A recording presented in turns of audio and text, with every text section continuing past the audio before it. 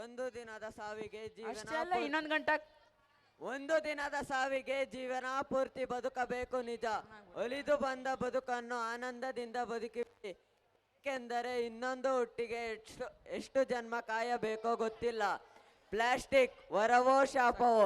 Plastic ಇಂದು ಮನುಷ್ಯನ ಜೀವನದ ಅವಿಭಾಜ್ಯ ಅಂಗವಾಗಿದೆ ಎಂದರೆ ತಪ್ಪಾಗಲಾರದು. ಕಡಿಮೆ ವೆಚ್ಚದಲ್ಲಿ ಸಿಗುತ್ತಿದೆ ಎಂದು ನಾವೆಲ್ಲ ಬಳಸುತ್ತಿದ್ದೇವೆ. ಆದರೆ ಅದರಿಂದ ಆಗುವ ಅನಾಹುತಗಳನ್ನು ನಾವು ನಮ್ಮ ನಾಟಕದಿಂದ ತೋರಿಸುವ ಒಂದು ಚಿಕ್ಕ ಪ್ರಯತ್ನ ಮಾಡಿದ್ದೇವೆ. ಈಗ ನಮ್ಮ ನಾಟಕ ನೋಡಿ ಆನಂದಿಸಿ.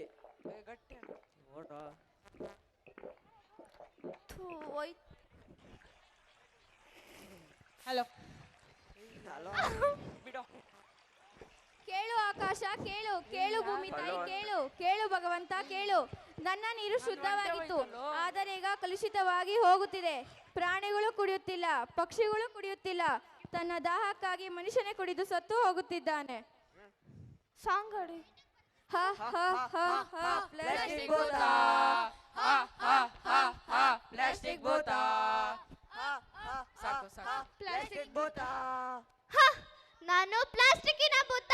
ನಾನು ಉಪಕಾರಿ ಅಲ್ಲ, ಅಪಾಯಕಾರಿ. ಇಂದು ಈ ಗಂಗಾ ಮಾತೆಯನ್ನು ಆವರಿಸ್ಕೊಂಡಿದ್ದೀನಿ, ಮುಂದೆ ಇಡೀ ಜಗತ್ತನ್ನೇ ಆವರಿಸ್ಕೊಳ್ತೀನಿ. ನಾನೇ ಇಡೀ ಜಗತ್ತಿಗೆ ಅಧಿಪತಿ ಆಗ್ತೀನಿ.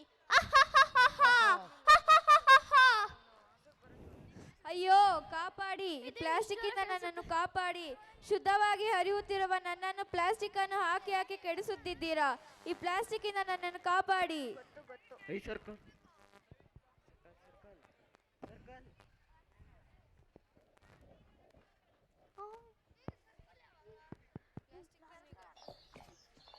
ಏನಾಯ್ತು ರಂಗಣ್ಣ? ಆಗ್ಲೇ ಚಾಕ್ಲೇಟ್ ಓ ರಂಗಣ್ಣ, ಏನಾಯ್ತು? ಸರ್, ಯಾವುದಕ್ಕಾಗಿ ಚಿಂತೆ, ಯಾವುದಕ್ಕಾಗಿ ಭಯ? ಏನಾಗುತ್ತದೆಯೋ ಎಂದು ಯೋಚಿಸುತ್ತಾ ಕಾಲಹರಣ ಮಾಡಬೇಡ.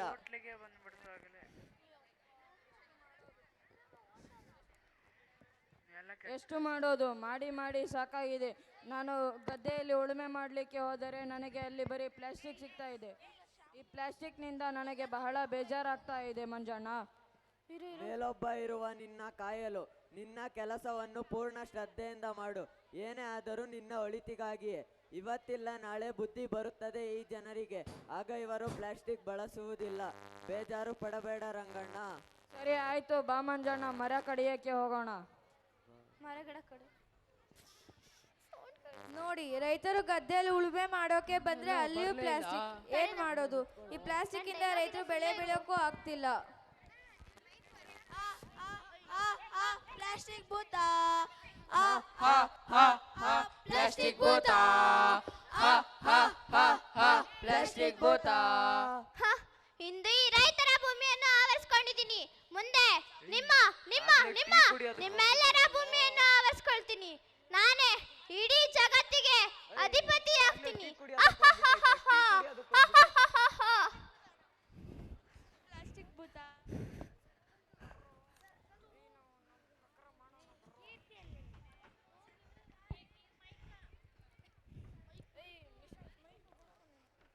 ಸ್ವಾಭಿಮಾನ ಇಲ್ಲಿನ ಜನರಲ್ಲಷ್ಟೇ ಅಲ್ಲ, ಇಲ್ಲಿನ ನೀರಲ್ಲೂ ಇದೆ. ಇಲ್ಲಿ ನೋಡಿ, ಇಲ್ಲಿಯೂ ನಾನೇ. ಈ ಕವರ್ನಿಂದ ನಾನು ಹೂಗಳನ್ನು ಹಾಕಲು ಉಪಯೋಗ ಮಾಡುತ್ತಿದ್ದೇನೆ. ಇಲ್ಲಿ ನೋಡಿ, ಇಲ್ಲಿಯೂ ನಾನೇ. ಎಷ್ಟು ಚೆನ್ನಾಗಿದೆ ಈ ಬಾಕ್ಸ್. ಈ ಬಾಕ್ಸ್ ಅಲ್ಲಿ ನಾನು ಊಟ ಕಟ್ಟಿಕೊಳ್ಳಲು ಬಳಸುತ್ತೇನೆ. ಇದು ನನ್ನ ಇಷ್ಟವಾದ ಬಣ್ಣ. ಈ ಮಗು ನನ್ನ ಬಣ್ಣದ ಬಗ್ಗೆ ತುಂಬಾ ಹೊಗಳಿ ಕೊಂಡಾಡುತ್ತಿದೆ. ಎಲ್ಲೇ ಹೋದರೂ ನಾನೇ ಬೇಕು.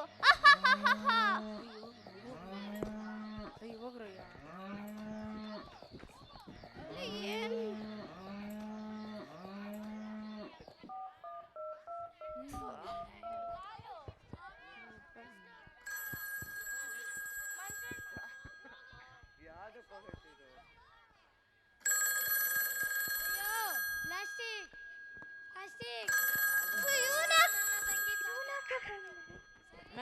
ಪ್ಲಾಸ್ಟಿಕ್ ಚಾಕ್ಲೇಟ್ ಜೊತೆ ಪ್ಲಾಸ್ಟಿಕ್ ಪೇಪರ್ ಕವರ್ ಅನ್ನು ತಿಂದು ಸತ್ತು ಹೋದಳು. ಇಲ್ಲ, ಸತ್ತಿಲ್ಲ, ನನ್ನ ತಂಗಿ ಸತ್ತಿಲ್ಲ. ಪ್ಲಾಸ್ಟಿಕ್ ಪ್ಲಾಸ್ಟಿಕ್ ಪ್ಲಾಸ್ಟಿಕ್ ಅನ್ನು ಬಳಸಬೇಡಿ. ನಾನು ಹೇಳ್ತಾನೆ ಇದ್ದೀನಿ, ಪ್ಲಾಸ್ಟಿಕ್ಕನ್ನು ಬಳಸಬೇಡಿ. ಈ ಪ್ಲಾಸ್ಟಿಕ್ಕಿಂದ ನನ್ನನ್ನು ಕಾಪಾಡಿ. ಇದರಿಂದ ಜನರೆಲ್ಲ ಸತ್ತು ಹೋಗುತ್ತಿದ್ದಾರೆ.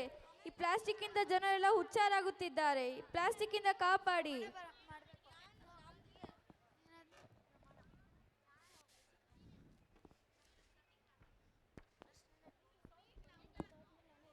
ಏನ್ ರಂಗಣ್ಣ, ಇನ್ನೂ ಕೆಲಸ ಮುಗ್ದಿಲ್ವಾ? ಓ ಮಂಜಣ್ಣ, ಬೆಳಗ್ಗೆಯಿಂದ ಕೆಲಸ ಮಾಡಿ ಮಾಡಿ ಮೈಕೈ ಎಲ್ಲ ನೋವು. ಏನ್ ಕೆಲಸ, ಏನ್ ಪ್ಲಾಸ್ಟಿಕ್ಕು, ಪ್ಲಾಸ್ಟಿಕ್ ಪ್ಲಾಸ್ಟಿಕ್, ಎಲ್ಲಿ ನೋಡಿದರಲ್ಲಿ ಪ್ಲಾಸ್ಟಿಕ್. ಟೋಟಲ್ ಗದ್ದೆಯಲ್ಲಿ ಕೂಡ ಪ್ಲಾಸ್ಟಿಕ್ ಇದೆ ಮಂಜಣ್ಣ. ಬಾ ಮಂಜಣ್ಣ, ಹೋಟೆಲ್ಗೆ ಹೋಗಿ ಟೀನಾದ್ರೂ ಕುಡಿಯೋಣ.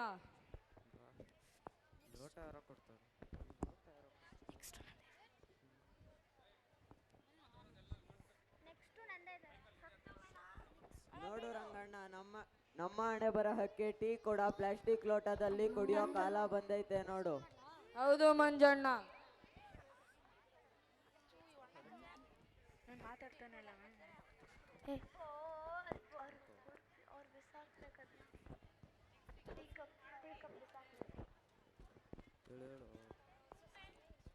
ಅಯ್ಯೋ, ಹಸು ಯಾಕೋ ಒದ್ದಾಡ್ತಿದೆ. ಏನಾಯ್ತು ನೋಡೋಣ ಬಾ ಮಂಜಣ್ಣ. ಬೇಗ ಡಾಕ್ಟರ್ಗೆ ಫೋನ್ ಮಾಡು. ಹಲೋ ಡಾಕ್ಟರ್, ಎಲ್ಲಿದ್ದೀರಾ? ಬೇಗನೆ ಬನ್ನಿ. ಬಂದೆ ಮಂಜಣ್ಣ.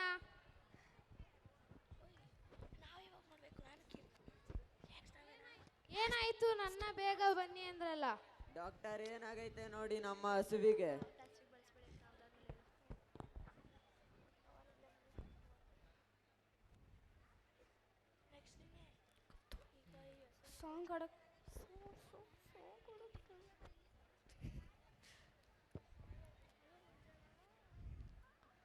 ಕ್ಷಮಿಸಿ, ಹಸು ಸತ್ತೋಯ್ತು. I am sorry. ಅಯ್ಯೋ, ನನ್ನ ಸಮಾಧಾನ ಮಾಡ್ಕೋ ರಂಗಣ್ಣ. ನನ್ನ ಹಸು ಸಮಾಧಾನ ಸತ್ತೋಯ್ತಲ್ಲ ಮಾಡ್ಕೋ ಮಂಜಣ್ಣ. ರಂಗಣ್ಣ. ಈಗ ನಾನು ಗದ್ದೆಯಲ್ಲಿ ಉಳುಮೆ ಹೆಂಗ್ ಮಾಡೋದು? ಸಮಾಧಾನ ಮಾಡ್ಕೋ ನನ್ನ ಹಸು ರಂಗಣ್ಣ. ಸತ್ತೋಯ್ತು. ಅಳ್ಕೊಂಡು ಪ್ಲಾಸ್ಟಿಕ್ ಭೂತ, ಪ್ಲಾಸ್ಟಿಕ್ ಭೂತ,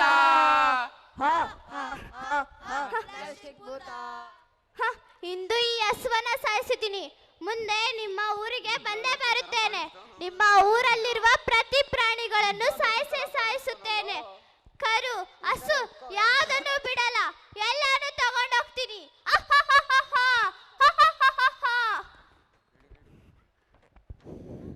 ಭೂಮಿಯಲ್ಲಿ ಉಳಿದಿರುವ ಪ್ಲಾಸ್ಟಿಕ್ನ ಸಾಂದ್ರತೆಯು ಹೆಚ್ಚಾಗುತ್ತಿದೆ. ಆದ್ದರಿಂದ ಪ್ಲಾಸ್ಟಿಕ್ ವಸ್ತುಗಳನ್ನು ಮರುಬಳಕೆ ಮಾಡುವುದು ಮುಖ್ಯ. ನೀರು, ಮಣ್ಣು ಅಥವಾ ಪರಿಸರದಲ್ಲಿ ಪ್ಲಾಸ್ಟಿಕ್ ಅನ್ನು ಎಸೆಯಬೇಡದು, ಏಕೆಂದರೆ ಇದು ಮಣ್ಣಿನ ಮಾಲಿನ್ಯ ಅಥವಾ ನೀರಿನ ಮಾಲಿನ್ಯಕ್ಕೆ ಕಾರಣವಾಗುತ್ತದೆ. ಬದಲಿಗೆ ಪ್ಲಾಸ್ಟಿಕ್ ಅನ್ನು ಮರುಬಳಕೆ ಮಾಡಿ ಅದನ್ನು ಉಪಯುಕ್ತ ರೂಪದಲ್ಲಿ ಬಳಸೋಣ. ಪ್ಲಾಸ್ಟಿಕ್ ಮಾಲಿನ್ಯವನ್ನು ತಡೆಗಟ್ಟಲು ಮರುಬಳಕೆ ಮಾಡೋಣ.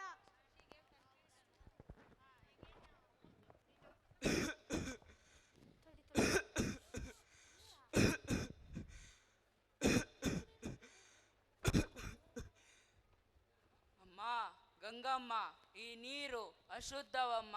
ನಮಗಾಗಿ ಒಳ್ಳೆಯ ನೀರು ಹರಿಸಮ್ಮ. ಆಗ್ತಿಲ್ಲ, ಈ ನೀರನ್ನ ಕುಡಿಯೋಕೆ ಆಗ್ತಿಲ್ಲ.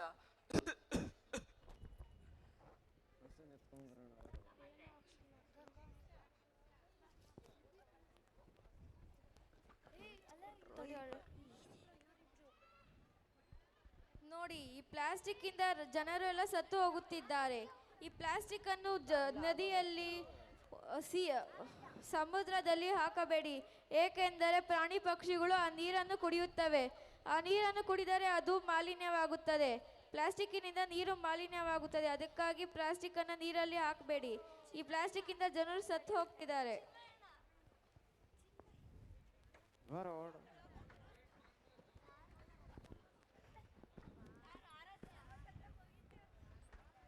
ರೆಡಿಯಾದ, ಬೇಗ ಬಾ, ಶಾಪಿಂಗ್ ಇದೆ.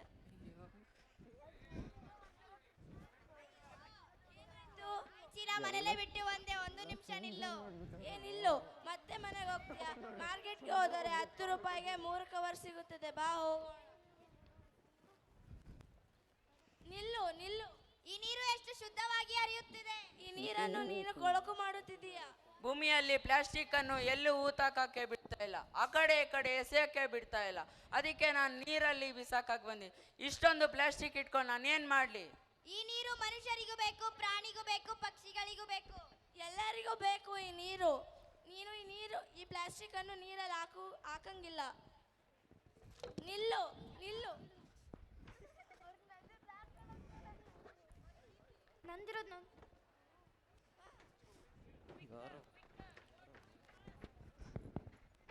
ಇದೇ ರೀತಿ ನೀವು ಪ್ಲಾಸ್ಟಿಕ್ ಅನ್ನು ಬಳಸುತ್ತಿದ್ದರೆ ಒಬ್ಬರಾದ ನಂತರ ಒಬ್ಬರು ಸಾಯುತ್ತಾ ಇರುತ್ತಾರೆ.